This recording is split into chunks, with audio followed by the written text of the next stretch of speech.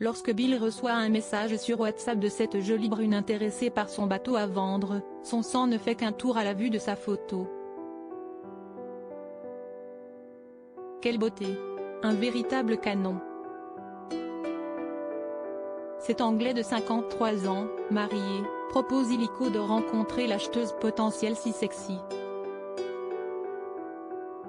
Non pas sur le ponton où est amarré son bateau, mais dans un bar, autour d'un verre.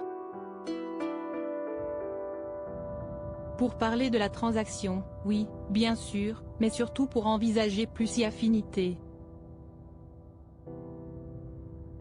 Pendant le rendez-vous, le quinquagénaire flirte ouvertement avec la belle et espère mettre toutes les chances de son côté.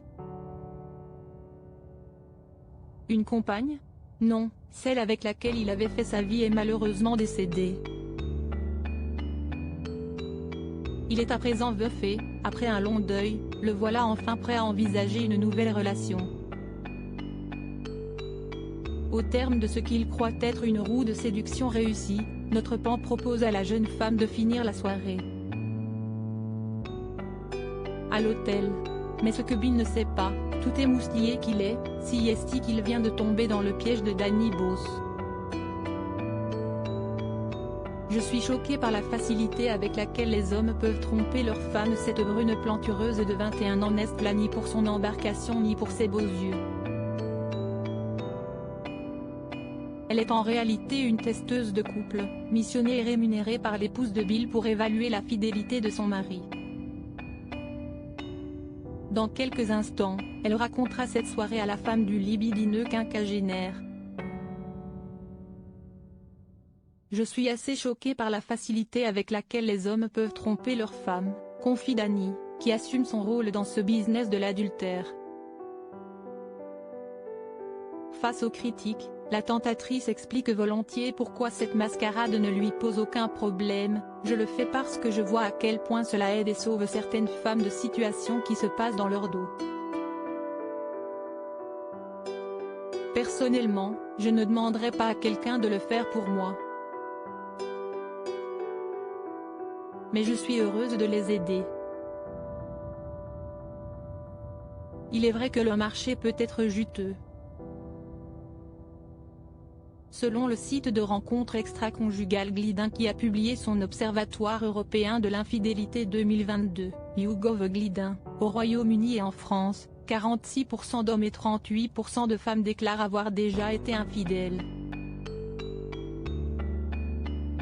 Danny ne manque d'ailleurs pas de commandes. Malgré l'argent que ça me rapporte, je trouve tout de même ça affligeant. Les hommes fidèles existent-ils encore? La dernière en date émane d'une jeune fiancée dont le petit ami l'avait déjà trompée, mais qui semble désormais ranger des voitures. Ne lui a-t-il pas offert la bague de son arrière-grand-mère comme promesse de fidélité? Mais avant de l'épouser, la fiancée a préféré faire appel au talent de Danny. Un service à distance, juste pour voir si le futur marié ne saute pas sur toutes les occasions. Danny envoie un message au jeune homme sur les réseaux sociaux, elle l'a aperçu dans un bar et le trouve très attirant. L'impétrant n'a pas résisté à la tentation et lui a sans sourciller donné son numéro de téléphone. Tu devrais plutôt l'appeler elle, conclut-elle en envoyant le numéro de sa future femme. Malgré l'argent que ça me rapporte, je trouve tout de même ça affligeant. Les hommes fidèles existent-ils encore? S'interroge la célibataire. Le pas vu, pas pris, avec Danny, si est fini.